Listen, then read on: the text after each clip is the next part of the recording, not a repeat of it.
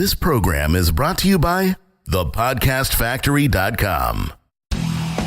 Ben Settle, super practical. I'm not telling people to have a mistress. I'm teaching you, learn the lesson from the people who have a mistress, because there's many business lessons that apply. Pious. There's a part in the book of Revelation where Jesus says, I want you either hot or cold. I'm spewing lukewarm churches out. And I think it's a good way to look at your list. Romantic to his very core. Once in a while, I'll give my girl a present, like a Snickers bar or something. And totes tender. If someone asks you to walk on eggshells, smash the eggshells and let the chips fall wherever they may. Adored by feminists everywhere. It takes a strong woman to admit when she's wrong. Not a judgmental bone in his entire body. I look at all the free information people give just on Facebook and I go, what a bunch of time hoes. Has a PhD in armchair philosophy. In the land of dumbasses, the smartass is king. You'll never meet a more sensitive guy. If you really care about people, you shame the hell out of them. This is Ben Settle, the bensettle.com excuse me, podcast. Sorry about that, Jonathan. I don't mean to interrupt the flow of what you're trying to do here at the Podcast Factory with my rude coughs. We're going to do Q&A today. Q&A always sounds so boring, doesn't it? Oh, it's a Q&A. I can safely skip this one. Well, I've decided I'm going to come up with a new term for that. I don't know what it'll be yet, but people will not know it's a Q&A until I've sprung it on them. So Surprise. They can't prejudge it. And this time I pulled out 5 questions. 5 questions I think other people would like to know the answer to, at least a good number of people listening to this. Each question may not apply to everybody. And if it doesn't apply to you, quit being selfish and solipsistic and just listen to it and, bear with it. And, you might have to, like the one guy I was talking about before, you might have to listen to this whole podcast to get the secret that I tease in the email to get you to come here in the first place. I haven't written the email as of yet, obviously, as I'm still recording the show, but I will try to find a way to tease people over with irresistible curiosity. And you'll have to listen to this entire podcast to get that one little tip. And if I can do that to you, good. So there you go. All right. Are we ready, Jonathan? Ready. Are we done? You done? No, I'm ready. Okay. All right. There's some people outside yelling, so if you can hear them, I don't know what to tell you. I thought that was my house. I'm like, my kid's going wild back there. Oh, really? Well, I can hear these loud people down. I'm in my office downtown, and I'm on the second floor, but they're kind of down there yelling, shouting to each other about some stupid thing or another. I don't know. But anyway, so the first question. Now, I don't know this person's name because all I had was an email address. But in the from field, it said photo. That's his name. I guess he's some kind of photographer. Maybe he's in the business somehow of photography. But Photo asks, my question, why do so many, quote, educators focus on everything but the offer itself? I feel like so much copywriting education revolves around buttering up the prospect in psychological games rather than presenting a great offer for a great product. Is everyone missing the steak because they're so focused on a fancy appetizer? I thought, he makes a very good point, by the way. That really is what it's especially with the internet and social media. It's always about who can dazzle with bullshit the best, and not exactly, and not going back to the fundamentals of a great offer for a great product sold to a receptive list, which is the whole game. People always want to make everything complicated. And, you got to have this 80-point checklist before you get the sales order. You go through all 80 points. And you better have, what do they call it? Ascension? I can't remember. There's all these sequences, nursing sequences and all this stuff. And, all this stuff just complicates everything because technology allows it and it doesn't cost anything. If people had to pay for email, you would see everything go back old school in a second, Jonathan. If it costs $1 to send an email out, people would, I guarantee you, they would go back old school. You would not just let anyone on your list. You would be building a buyer's list as soon as possible. And it wouldn't be let's nurse them for 2 weeks and all that. There would be none of that. It would just not be a thing. But because they have technology and they can do it, they get sucked into it thinking they should do it because, Guru on stage said that's what they do. So to me, it's very much so. Photo. I don't know if Photo even remembers asking this question. A lot of this comes down to trend. People are just inherently trendy, especially in this business. I mean, trends are everything. I mean, you would think, Jonathan, that we'd be in a business where there'd be more free thinking, more problem solving, more trying to stand out and being original, not a leftover of someone else. His personality, but that's not what you get. You get people following trends right into the guru casino. You have groupthink where nobody's like, people are afraid to even like think about stepping outside the box. You have blind following of gurus in a lot of ways, and not all gurus. I'm not guru bashing here. I'm just saying there's a lot of dumb people who call themselves gurus, and people blindly follow them just because they've positioned themselves well. You have fear of rejection, makes people do that, makes people do everything but ask for a sale is fear of rejection. Oh, but if I give all this stuff away for free, they'll like me. They won't reject me. They'll make it rain. Maybe while you twerk. Yeah. Yeah. Well, and maybe if you're, maybe they'll buy from me. Fear of being yelled at, even if it's through text. Like, oh, they're going to get mad at me because I sent them an email trying to sell them something instead of, kissing their butt and pedestalizing them and all this. I think people are very much afraid of getting negative feedback. I love it personally. I wish I get more of it. And when I do get it, I'm usually disappointed in the lack of thought behind it, because really they're just anyone who yells at you really is, I can't be too disappointed, because anybody who's going to like yell back mad at you in all caps or whatever, they're coming from a position of emotion. They don't really have anything substantive to say, much less for you to hear. So you might as well pull whatever humor out of it you can and use it. People are afraid of not being liked. That's another reason they do all these stupid games and everything. They think it'll make people like them because they're not selling, because they're scared of selling. They don't want to look like they're just a salesman, which is funny because that's really not a problem the prospect has. That's a problem the marketer has. But really at the end, I think they're just projecting their own fears and insecurities onto their market. And that's why they do that kind of stuff. Bingo. And because they think it's cool. Right? They think it's sexy and cool and all that, but really it's just dumb. And sexy to Photo, be you broke. have the right.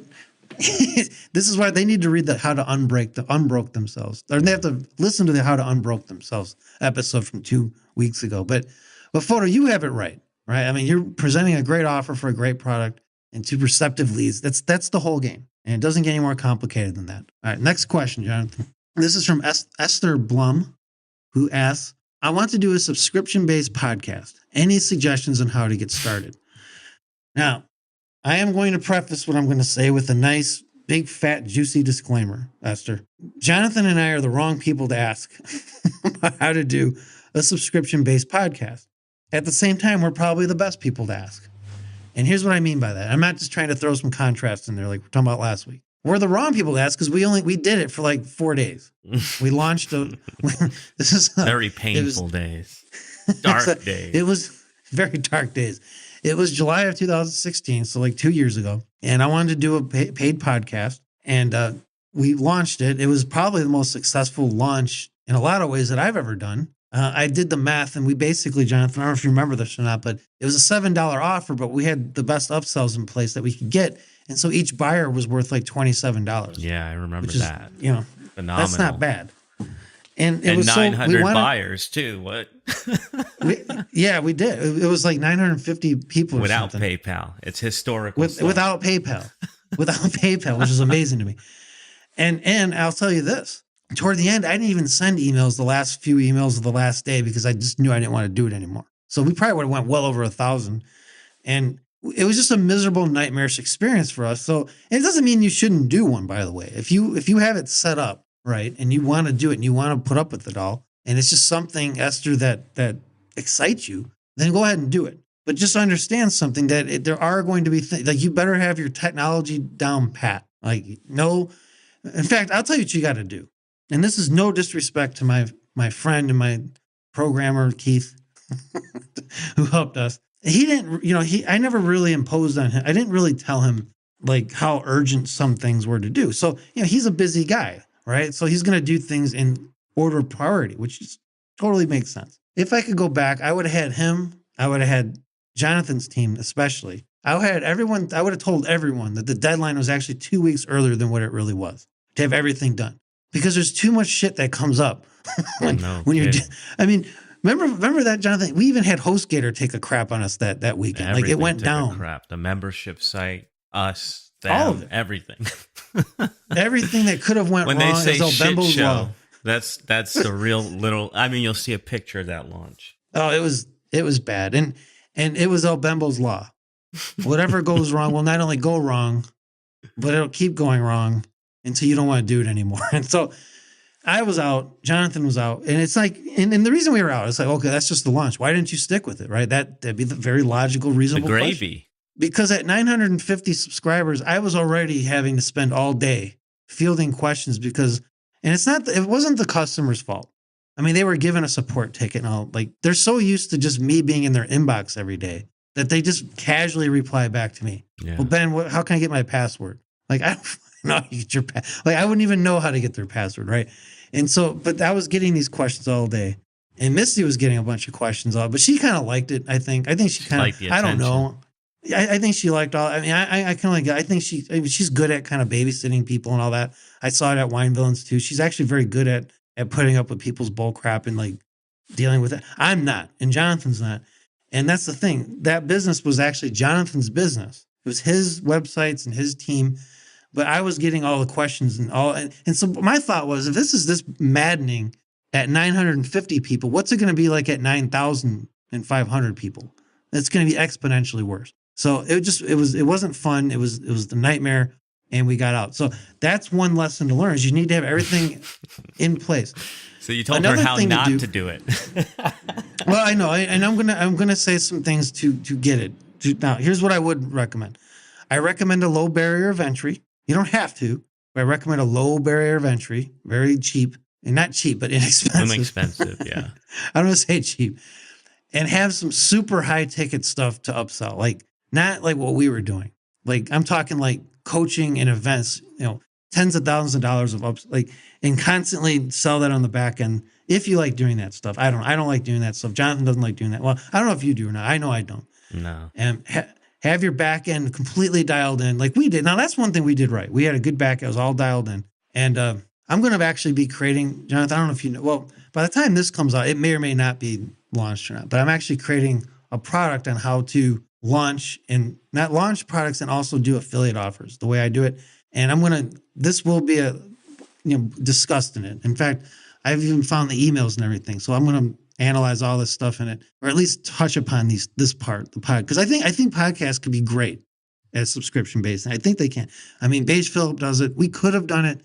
It's not really a podcast. You just make it kind of a membership site, whatever. But that's my quick advice that I hope will steer you away from the wrong things, Esther, and toward the right things. So, all right, enough revisiting the nightmare. Let's get into some good dreams. Aaron Snyder asks, "Oh, Wiesel Bembo." Now, this is how you ask Nice. a question, by the way. This is respect. That's why I it's like being this guy. read.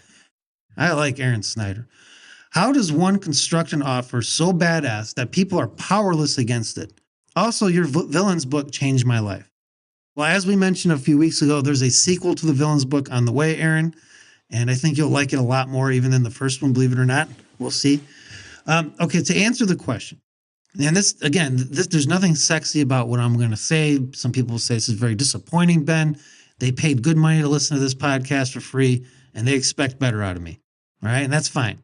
But here's what it does. You look at the market. You look at what they're buying. You look at their offers. You buy their offers. You go through all their sales. So you see what benefits are working, what they're responding to. And then you look at their offers and you say, how can I come up with something better and how can I market it better? And then do it. And that's it. Sell to buyers. Sell what they're already buying. Make yours better. Now, don't copy what they're doing, but make yours better. Don't get too creative with trying to get fancy and all that. Just make yours better. And that's really the key to the whole thing. Find offers they're already buying. You make a similar offer, but make it better and make your advertising better. And you will be just fine, Aaron. All right, next question. Daniel Para, P-A-R-R-A. How do you say that, John? Is that Para or Para? I'll say para. Okay, Para. Hooked on El Bembo phonics here. I just can't figure this stuff out. Your Villains book made me wonder if you ever got inspired by heroes. Perhaps when you were a little kid. If so, which ones were your favorites and why? And, to be honest with you, I've never really been inspired by the heroes, Jonathan. And when I was, it's like those were the worst times. Like that's when I was at my worst. In fact, if anything, I would say that studying and admiring the heroes in the old comic books held me back. And here's why. And I can tell you that this is just what it comes down to. And this applies to anything in life. Who's going to be successful and who's not? Who's going to be more happy and who's not? The heroes were always reactive and the villains were always proactive. So if you're reactive to everything, how can you possibly rest? How can you not be stressed out? How can you not always be worried about the next thing that's coming? How do you have any control over your life if you're always reactive? You can't. And that's the plight that heroes have, is they're always reactive. And unless they create their own crimes just to solve them, they're being reactive. And then they wouldn't be a hero. Villains are always proactive. The villain is always the one who's setting the agenda and has everyone dancing to his or her agenda and has everything going on. Now, I know the villains usually lose and all that, but those are stories. Okay, I'm not saying people should be evil. I'm just saying the villain mindset is you be the proactive one, not the reactive. Let everyone else be reactive. When I put up a squeeze page and it gets copied by everybody, they're being reactive. They're reacting to what I put out there. I could put something completely nonsensical up and they'll copy it and hurt themselves. And I have done that, by the way. And same with the emails I write. Sometimes I purposely, and I learned this from Matt Fury years ago, because he used to brag about in his emails. He would purposely do things wrong just because he knew people were going to copy what he's doing and then they would do it wrong. That's being proactive. And the little idiots that copied him were being reactive. The villains are always smarter than the heroes. Loki's way smarter than Thor. Joker's way smarter than Batman, or he would have been caught by now. The villains the heroes are always restrained by the rules that villains don't follow, which is a whole other thing. I mean, as with the villain mindset, you're going to think outside the box when it comes to certain rules, as you should with everything. It doesn't mean you should break laws. Now, I'm not saying break moral laws or temporal laws or whatever, but I'm just saying you're less likely to be restrained to a set of rules like a hero will. I believe the heroes were in many ways, Jonathan, more flawed than the villains morally. Now, I know that sounds weird, right?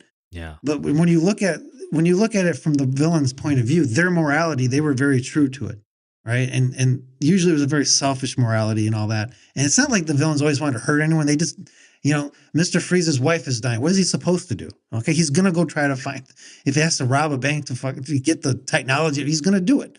But he's doing it. A lot of those villains were actually doing it for reasons that weren't just, I'm evil, like a lot of them actually. Now take some of the heroes, for example. I've read some stories about heroes that were kind of screwed up. For example, back in the early 90s, there was a Marvel annual, Silver Surfer annual, and it was about this thing called the Life Form. And it went through the Daredevil comic, the Punisher comic, the Hulk comic, and the Silver Surfer comic.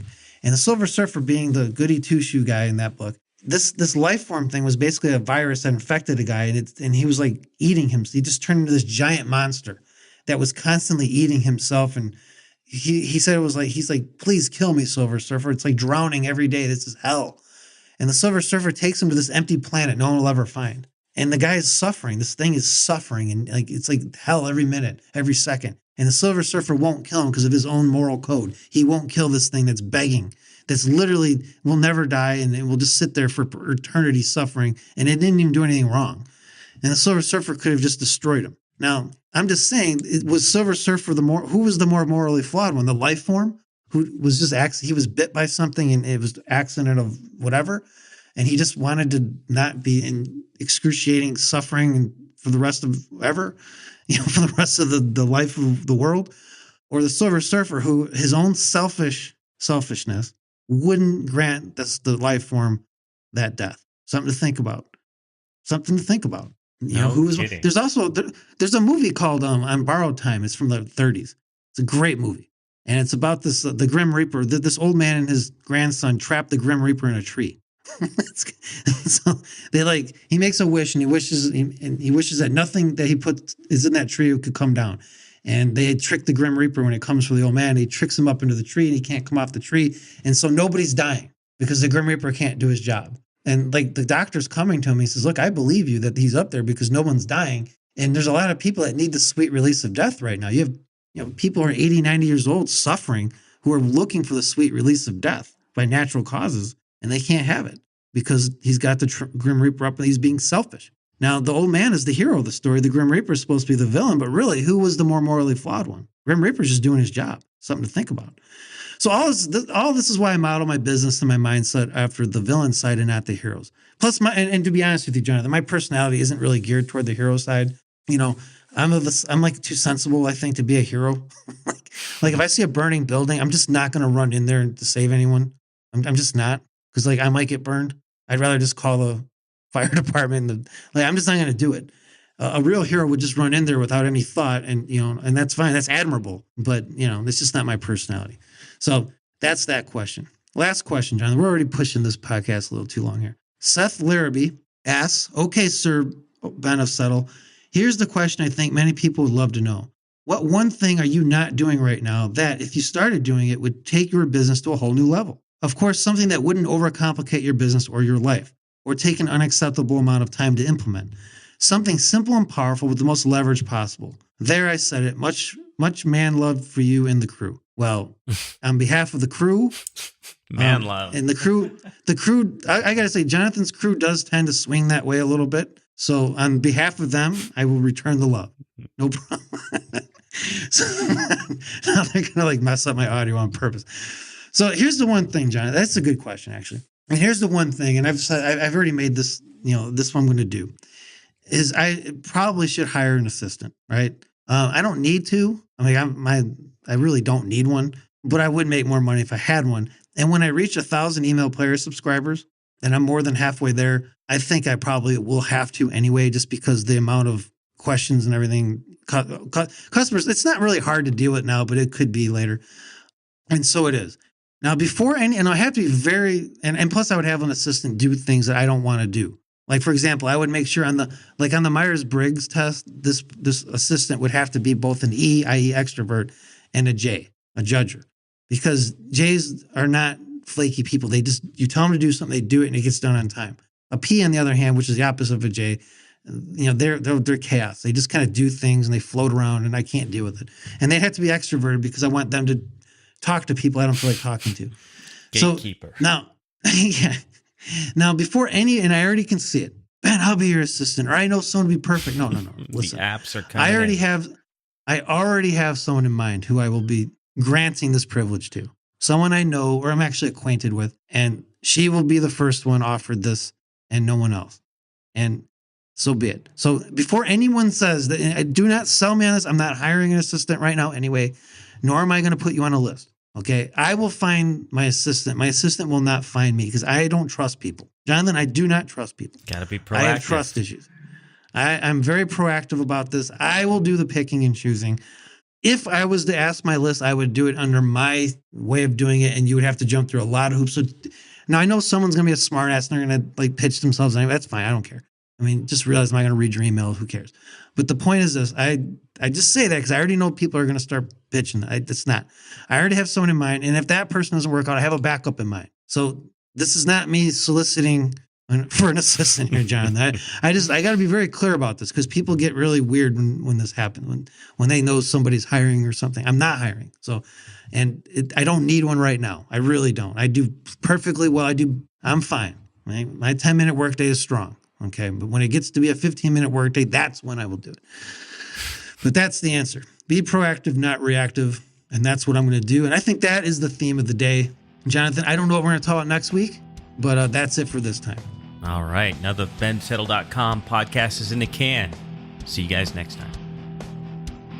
You've been listening to the bensettle.com podcast.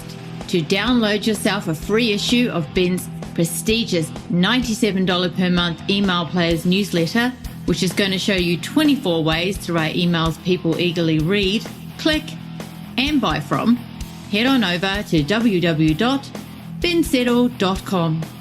Well, off you go. You know it makes sense. This is the podcastfactory.com.